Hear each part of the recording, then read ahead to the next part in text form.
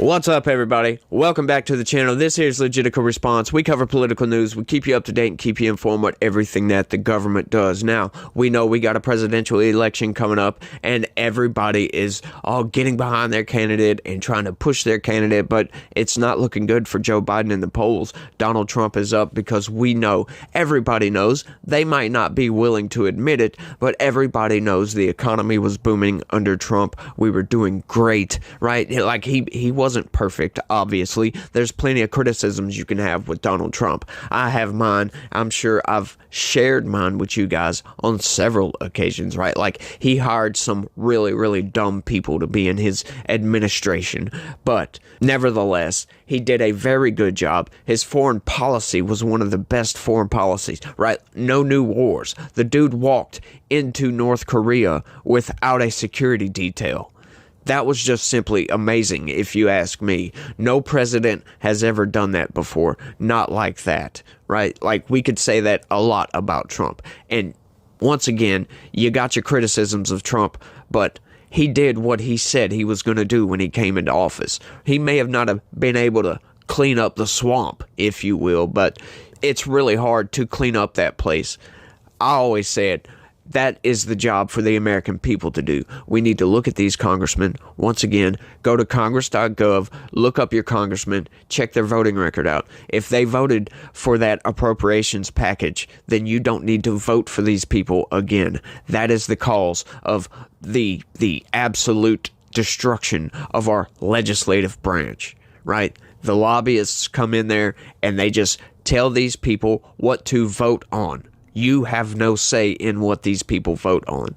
That's what Congress does. And that's what we need to change. We need to get America First congressional leaders in there. Some people that are not going to vote in the interests of the lobby. But let's get into the story right quick, because we've got a pretty good comparison of Donald Trump, like what's coming up on the election, who's got the better policies, right? And once again, this is coming from the corporate press, so it's going to be propping up Joe Biden and trying to tear down Donald Trump, but we're going to correct for that. So let's get into it, y'all. Biden and Trump offer worlds apart contrasts on issues in 2024's rare contest between two presidents. Oh yeah. Here we go.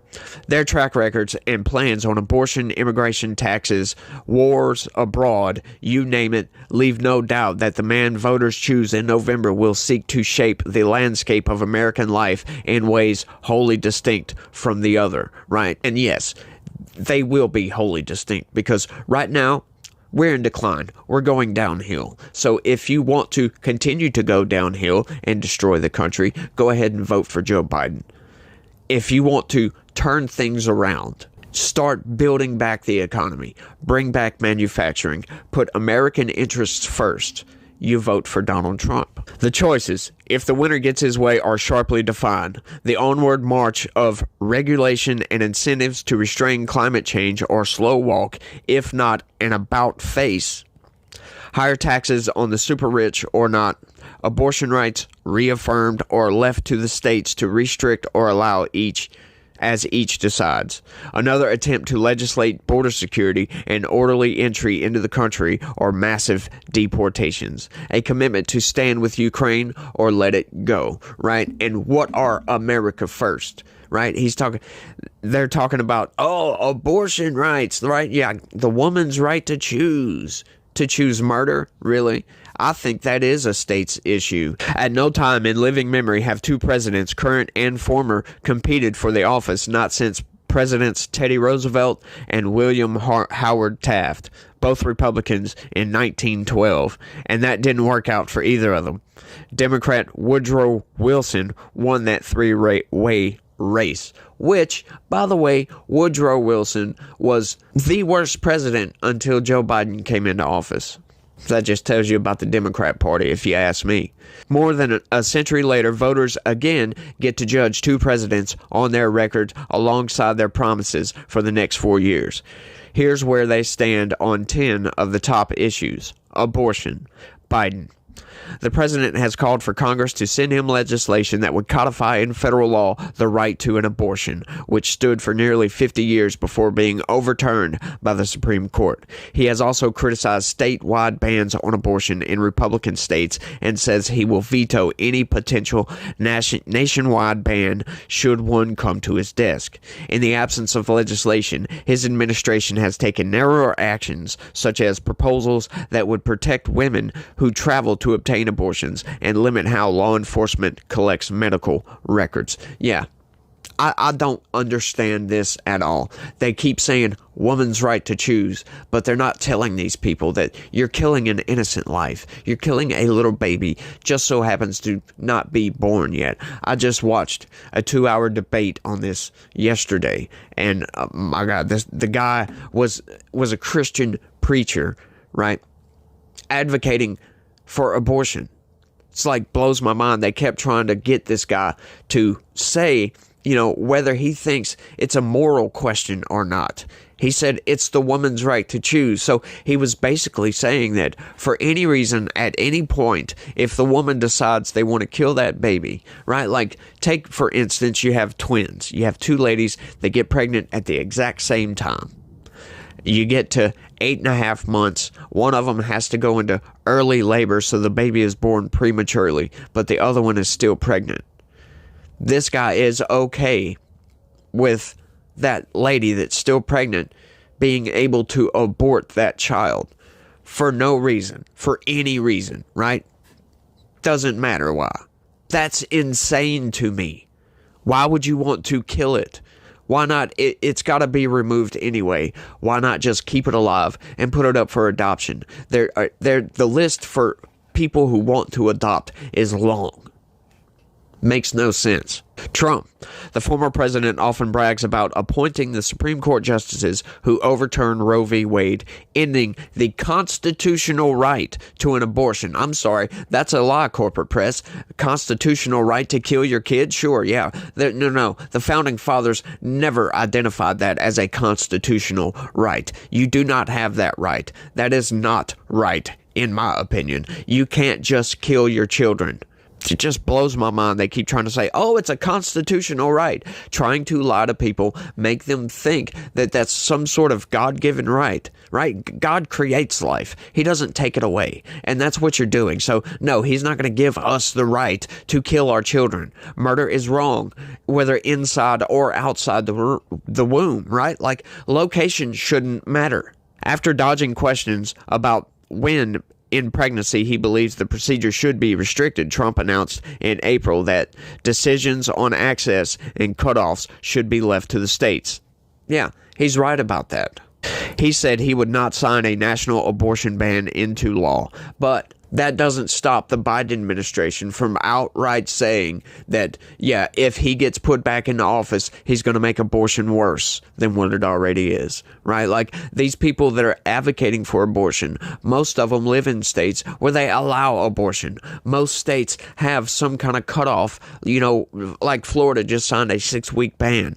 That's kind of restrictive, but, a lot of other states, it's like 12 weeks, 16 weeks. If you can't decide in that amount of time, then why are you advocating for people to be able to kill their kids past to that point? That makes absolutely no sense. But they'll sit there and tell you that they're trying to restrict abortion. They're trying to ban it outright. No exceptions. That's not true. Every single abortion ban has exceptions that if the mother's life is in danger, then they value the mother's life over the baby's life. That's in every single state, all the way across the country. So don't let them lie to you guys. But he's declined to say whether he would try to limit access to the abortion pill mifepristone.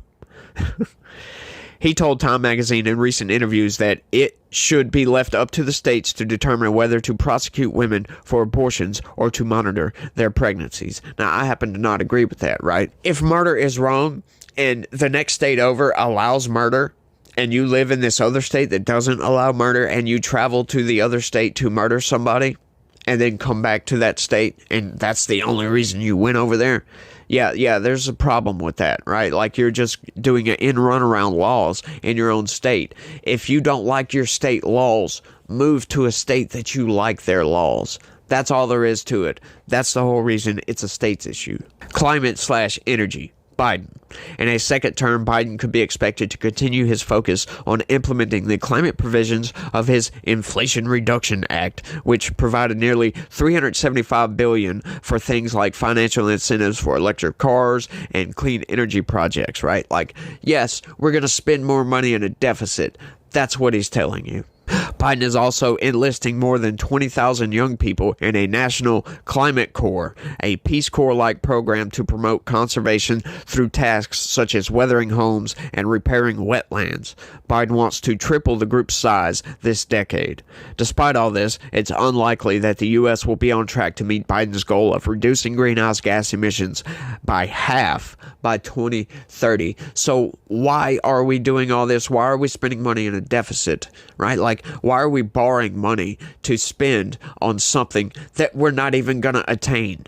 That makes absolutely no sense. That's like going out to get a loan for a car, but you don't borrow enough money to get the car. Yeah, that's what they're telling you that they're doing. Trump, his mantra for one of his top priorities, drill, baby, drill. Trump, who in the past cast climate change as a hoax and harbors a particular disdain for wind power, says his goal for the U.S. is to have the cheapest energy and electricity in the world. He'd increase oil drilling on public lands, offer tax breaks to oil and gas and coal producers, speed the approval of natural gas pipelines, and roll back the Biden administration's aggressive efforts to get people to switch to electric cars, which he argues have a place, but shouldn't be forced on consumers.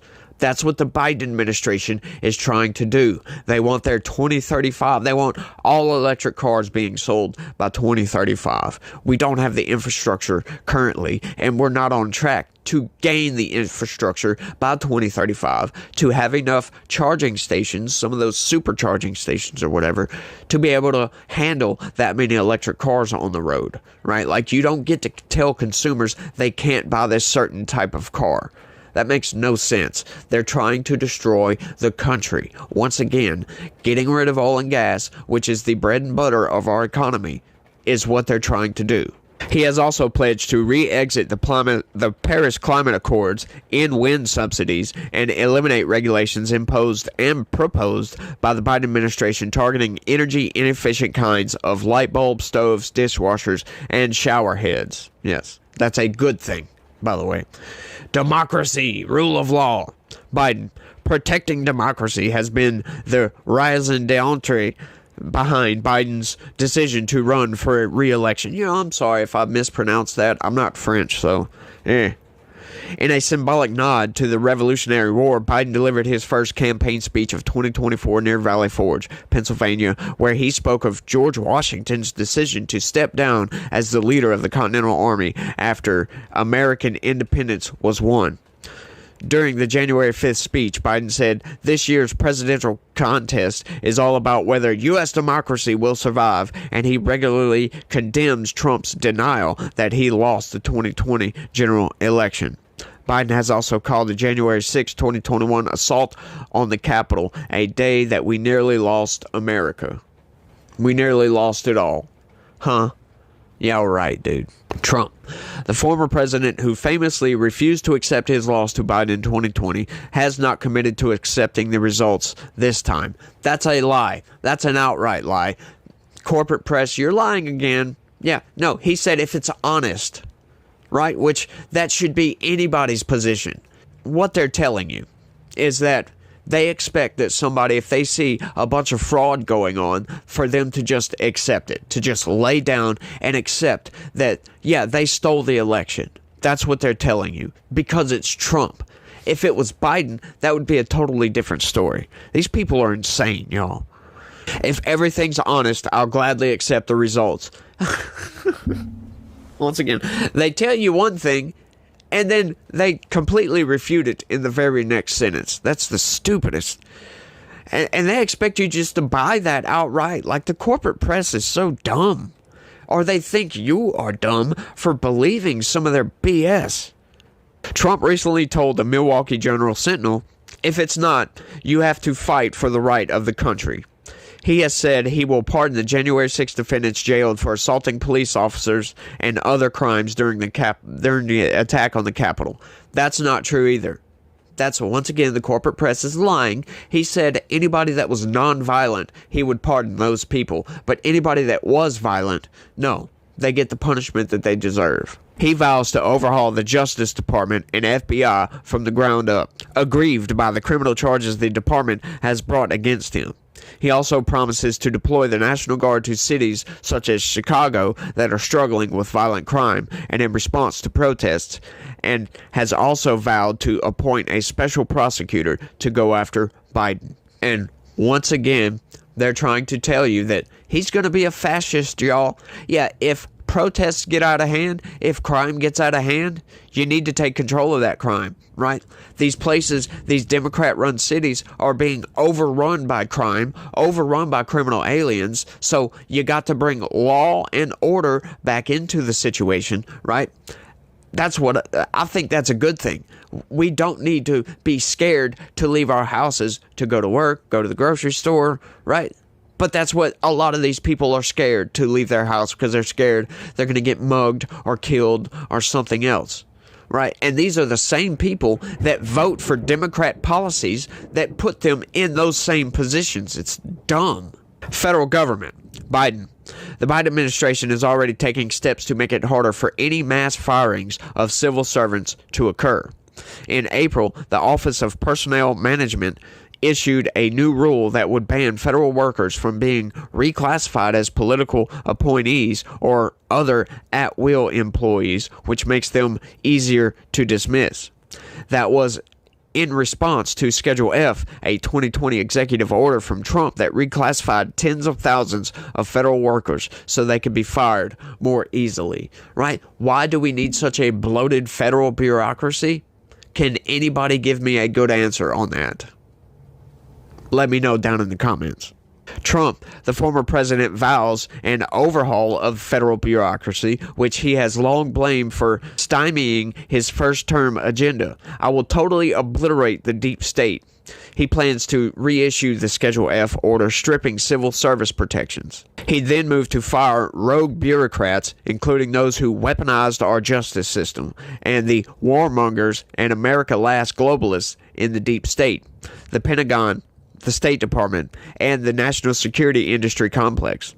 He's pledged to terminate the Education Department and wants to curtail the independence of regulatory agencies like the Federal Communications Commission, the FCC, right, who are in charge of censorship, by the way. Yeah, these are all good things. These are all very good things. Immigration. Biden, the president, continues to advocate for the comprehensive immigration bill he introduced on his first day in office, which would grant an 8-year pathway to citizenship for immigrants in the U.S. without legal status. Amnesty for all these millions of criminal aliens, which a lot of these people are criminals that have come from South American countries, that come here and commit crimes and don't care about the people here. We've seen a spike in criminal alien criminality, and these people just want to bring in more of it. Just blows my mind. They're trying to portray this as a good thing. With a faster track for young immigrants living in the country illegally who were brought here as children.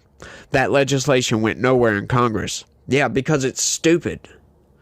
This year, the president backed a Senate compromise that included tougher asylum standards and billions more in federal dollars to hire more border agents, immigration judges, and asylum officers. That deal collapsed on Capitol Hill due to Trump's opposition. No, it didn't collapse due to Trump's opposition. It collapsed because it was amnesty for the 15 million criminal aliens that are here that are damaging our job market, damaging our economy. Biden seems to think it's propping up the economy. But I just done a video explaining the economy, so go check that out, by the way, because it shows that, yeah, the economy is nowhere where it needs to be right now. We are still in decline. Inflation is back on the rise. The feds are not looking to cut rates, so we're not going to be growing, right? So we're going to be shrinking even more. Our growth right now is like 1.6%. That's terrible, by the way, and they think more of this is a good thing. Biden is currently considering executive action on the border, particularly if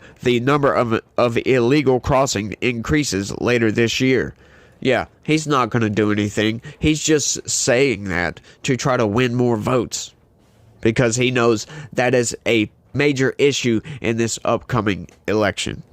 Trump, the former president, promises to mount the largest domestic deportation in U.S. history, an operation that could include detention camps and the National Guard. He'd bring back policies he put in place during his first term, like the Remain in Mexico program and Title 42, which placed curbs on migration on public health grounds. And he'd revive and expand the travel ban that originally targeted citizens from 7 Muslim-majority countries. After the October 7th Hamas attack on Israel, he pledged new ideological screening for immigrants to bar dangerous lunatics, haters, bigots, and maniacs. Is that a bad thing, by the way? He'd also try to deport people who are in the U.S. illegally but harbor jihadist sympathies. Yeah, we don't want people that hate America here. How is that a bad thing? That's a good thing. He'd seek to end birthright citizenship for people born in the U.S. whose parents are both in the country illegally. But I think we all know where this is going, right? Like, Trump is going to win in November. I'm sorry. Biden is just doing such a terrible job right now that there's no way we can maintain this and the economy actually bounce back from this. There's just no way. We are in such decline right now, and all they're doing is taking more steps to make it even worse. And that's not a good thing, y'all. Everything that Biden proposes is going to destroy the country. And everything that Trump is proposing, most of everything that Trump is proposing, I should say, is going to try to rebuild or build back better to take, from Biden.